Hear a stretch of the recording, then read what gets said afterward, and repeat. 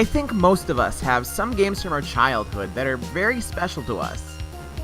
Games we wasted as many hours on as our parents would let us, exploring every nook and cranny and trying to beat it without the aid of the internet. Well, I mean, I'm a millennial, I had cheat websites galore. But these games were special to us. For some, it was Ocarina of Time or Mario 64.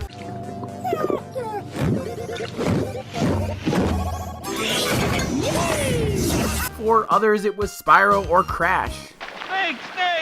Stay away from this area! I'll fight it off! And everyone lived happily ever after. Not! That feisty lizard burned herds of our sheep! Cool! PlayStation. I mean, it doesn't have to be specifically those ones. Reading over my script now, it kind of sounds like I was saying that it specifically needed to be one of those four, but that's not the case. In fact, for me, one of these beloved, important childhood games was Tomba 2. But we're not talking about that one today. No, today we're talking about Tomba! I yell because there's an exclamation mark. I don't have any nostalgic experience with the original Tomba. I didn't play it for the first time until I was well into adulthood, but I did see this game everywhere growing up. It was on the box for my original PlayStation 1, which I don't have anymore, and that breaks my nostalgic little heart. It's advertised in this little booklet that came with my original PS1, which I do still have. So I checked it off a whole bunch because I really wanted it. and though I never tried it, it was on in-store game kiosks everywhere. Getting down to business, let's finally talk about Tomba. Well, after my theme song, of course.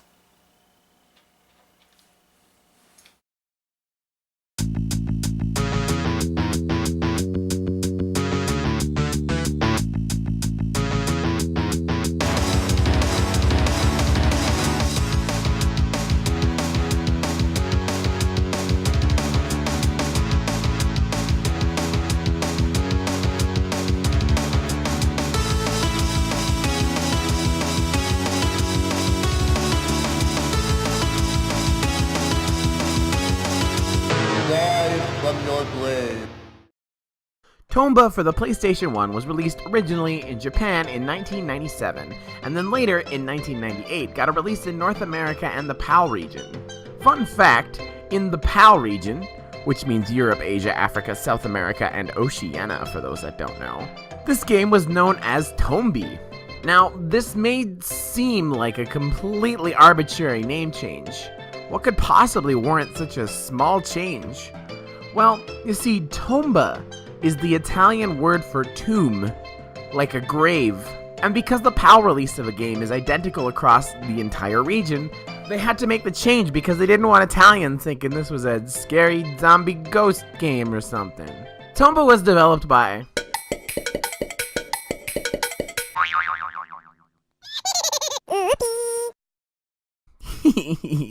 Japanese developer Whoopee Camp, known only for Tomba and Tomba 2. But enough setup and stuff already. You want to see the dang old game, so let's take a look at Tomba.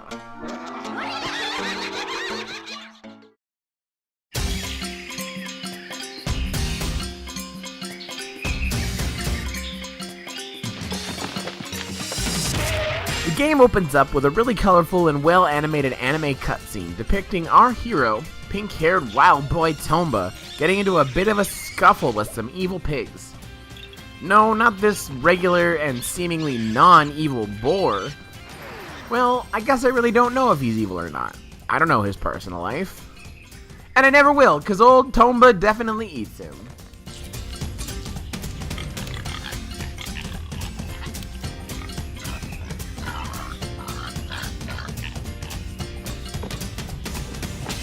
No, I mean these evil pigs. Look at them in all their devilish bipedal menace, evil at its purest. Nearly every evil person that ever lived had 2 legs. Coincidence? I think not. So our boy Tomba engages in some slapsticky combat with these sinful swine. Tomba bowls through them and makes handy work of them.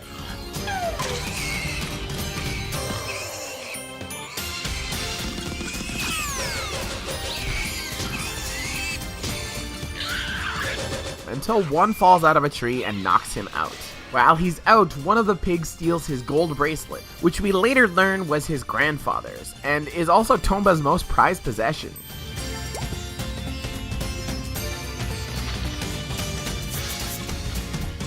After he awakes and sees his bracelet's gone missing, our feral fuchsia adventurer takes off in a random direction, on the hunt for his missing treasure. Then we arrive in the main menu. It's got options, like most menus, but those are boring, so let's pick New Game because that's the only way to access a new game. After hitting New Game, we get another cutscene showing off our little primitive pouncer swinging his way to the starting area, where a fisherman in a Luffy hat grills you about your pink hair. Finally, we get a chance to run around freely. Tomba can run and jump and bite and throw pigs and other enemies at walls or even other creatures. You can even latch on to these farty peaches. Yeah, love the butt. Love the butt. Tomba has a nice amount of weight and feels really good to control. Even more so later in this area when you earn Tomba's trademark Animal Dash, which lets you run on all fours like a true blush-colored beast boy. Gosh, I'm running out of synonyms real quick. Eventually, running right, you hit a dead end where you can't progress any further due to the thick fog, so you cannot physically pass through. So around this point is where we hit one of the main mechanics of the Tomba games. Besides the previously mentioned excellent and fun platforming, the games also feature classic adventure game style inventory object puzzles. Most of these are handled via what the game calls events. Usually someone will be in some sort of trouble and need some help, and our sweet pink-haired boy will do his best to aid them. Such as this early one, we need to find a way to clear the thick fog blocking the way. To do this, we need to enter the third dimension. Well, more like the second and a half dimension.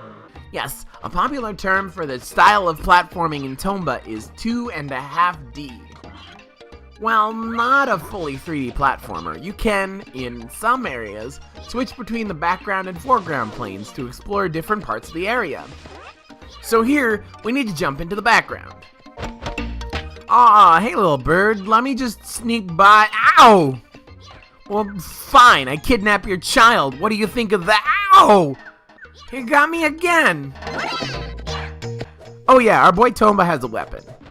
A long flail on a bungee that the game calls a blackjack, which I thought was weird, because as far as I knew, blackjack in the weapon sense was just a pool ball and a sock. But with a quick Google, I found out there's a less crude version that is more of a flail on a rope. So still not exactly what Tomba uses, but a little closer than I originally thought.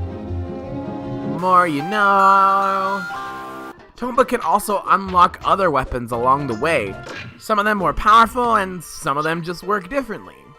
So now that we're in the second and a half dimension, we need to head back to the start, fighting enemies and meeting a new friend, Charles the Monkey, along the way. Here we raid the mailbox of this mansion owner who specifically asked us not to do this, and in fact, booby-trapped his mailbox with a tornado. It's a strange choice. I think a simple lock might have worked better, and the tornado doesn't even work very well though. Now I just own a tornado. So cool. Anyways, we take our new tornado friend over to the thick fog, and then we use it via Tomba's seemingly unlimited inventory space. Where does he keep all this stuff anyways? I don't think those torn up pants have pockets. Heck, where would anyone even keep a tornado? After using the tornado, the fog and the event are cleared!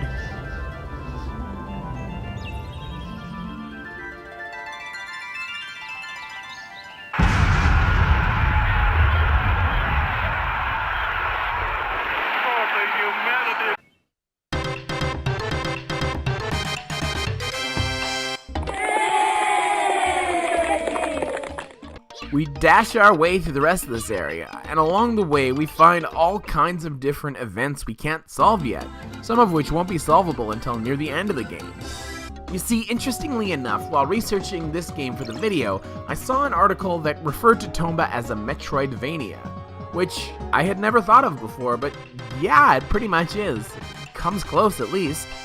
For those that don't know, Metroidvania is a term for games that are similar to Super Metroid, Castlevania Symphony of the Night, as well as most later games in both series. Games with the whole world as one giant connected map that you can't fully access at first, but through unlocking new abilities and items, you can go back to old areas and from there find new items and areas. For example, all over Tomba are 4 different kinds of treasure chests. At first you can't open any of them, but gradually you unlock the keys you need, motivating you to go back to old areas to get the treasures that await you. There's also different pants that give you higher jumps, longer jumps, and other tools that allow you to find new areas and items that you couldn't access otherwise, such as the funky parasol. And all over America, people were doing a dance called the Funky Grandpa. Oh, I'm the... Back to where we were. We climbed the towering hill at the end of the starting area, and here we meet the 100-year-old man. He tells us that the evil pigs likely stole Tomba's prize bracelet because they're hoarding gold. Tomba's prize bracelet because they're hoarding gold, which allows them to do their evil pig magic. With their evil pig magic, they have cursed the areas of this continent. The beautiful forest of flowers is rotten and dead. The normally calm, serene mountains are stormy, and everyone in this folksy cowboy village has been transformed into a mouse. Mouse Cowboys! Yeah! He also asks us to rescue the baby chicks from the coca birds in the area, which are known to kidnap the baby birds from other birds to raise them as their own birds. So I guess I wasn't kidnapping that baby chick earlier, but actually I was rescuing it and accidentally did it good. Anyway, we rescue all the birds and finally learn where Tomba keeps his massive inventory. Bleh.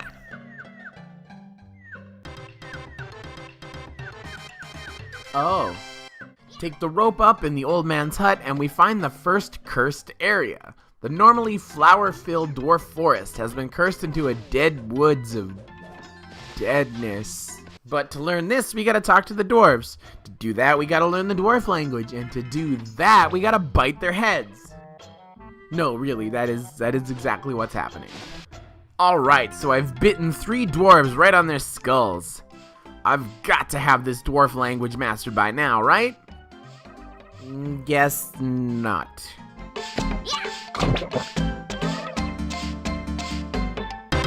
Oh, I just needed to bite one more. Once we learn the dwarf language, we can enter the dwarf village, and they have all kinds of problems they need help with, most of which are pretty colorful and interesting. But I'm going to jump ahead a little bit and talk about some of the specific parts I want to highlight. For one, this game is not perfect. In fact, one area in particular can be extremely frustrating. The previously mentioned Stormy Mountain, known as Phoenix Mountain. For one, while cursed, this area has extremely harsh winds that send you flying, making any precise platforming a real nightmare. There's also some extra tricky areas of this mountain that are downright unfair. We're talking I wanna be the guy, default Dan, Cat Mario levels of messing with you. Near the end of this area, there's some tricky platforms above a bottomless pit of instant death.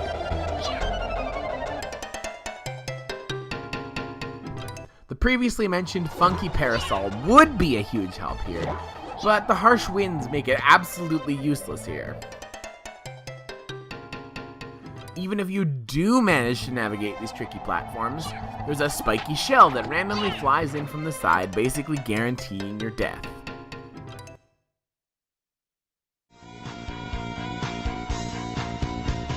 I hate this part of this gosh darn game. Let me help you out with this one. Here's your free rad nat power tip. When you get to this ledge, the obvious thing to do seems to jump to this platform here. But there, it's tricky to land on at best, and at worst, the spiky shell's gonna come and kill you. All you need to do is hold right, walk off the edge, and you'll land on this little hidden platform down here, with a door that takes you up to the top, making it much easier to leap over the whole pit, and avoid the spiky shell entirely. Yes, it's basically a necessary leap of faith to progress in this area. It's a little frustrating. Ocarina of Time has the frustrating water temple, Tomba has the frustrating Phoenix Mountain. Please don't yell at me for saying Ocarina of Time isn't perfect. Aside from that though, most of the game is excellent and nicely challenging. There's some solace in the fact that Phoenix Mountain is one of the first areas that you can cure of its curse, which I'm gonna talk about now. In any cursed area, you will eventually find the evil pig bag, a giant magical coin purse used to find and imprison the evil pigs. However, the evil pigs wisely never hide in the area they've cursed, and you can only find their respective gateways once you have the respective pig bag. When you do have the evil pig bag, you can track down the evil pig gate, and you can jump in and find the evil pig.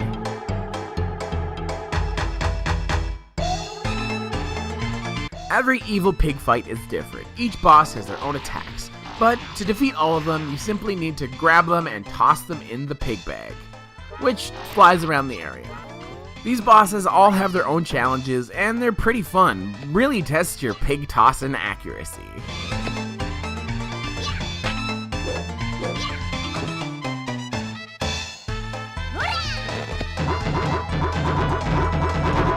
Once you toss them in, stuff them into your pocket, or maybe your stomach?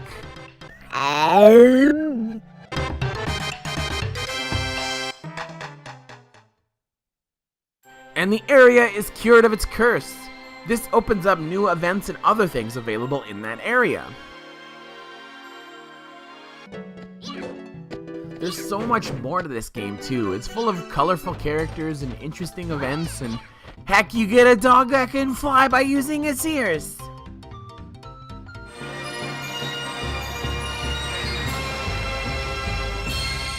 It's got gorgeous, bright, colorful sprite art paired with 3D backgrounds in a very PS1 way that's just so nostalgic for me.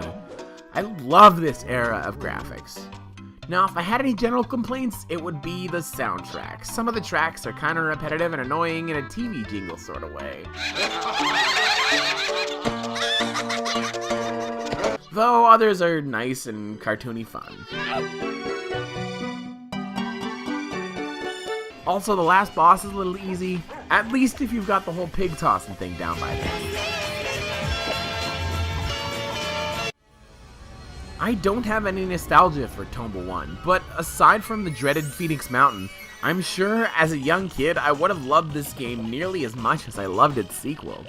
Now, despite its very high review scores, immense popularity with critics, and tons of demo disc releases that were extremely popular with those that played them, the game didn't sell terribly well.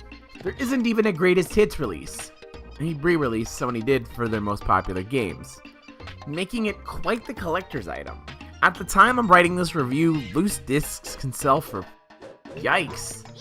If you don't want to cough up that much dough and still want to play it, however, there is a digital release on the PSN, which works for PS3, PSP, and even PS Vita. Now that I've completed the first Tomba, I'm more excited than ever to finally go back and play Tomba 2.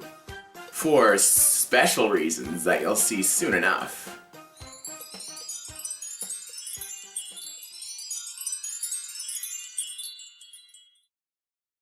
Hey Rad fans and Nat fans, if you like my show and want to help me make more while getting some sweet rewards in return, you can check out my Patreon. Even if you can't support me on Patreon, I thank you so much for watching. You really are the reason I do this. All the support I've received has been overwhelming. If you want to help out for free, simply sharing this video with your friends, groups, and social media accounts is a giant help for small creators like myself. So really truly, thank you for watching and commenting and liking and sharing and all the love and support I've received. Y'all are the reason I do this. Everywhere. Maybe it's the way he swings and climbs, or defeats the evil pigs and man-eating plants. Or maybe it's the way you and Tomba conquer them all. Together, Tomba loves you. And by golly, America loves Tomba. PlayStation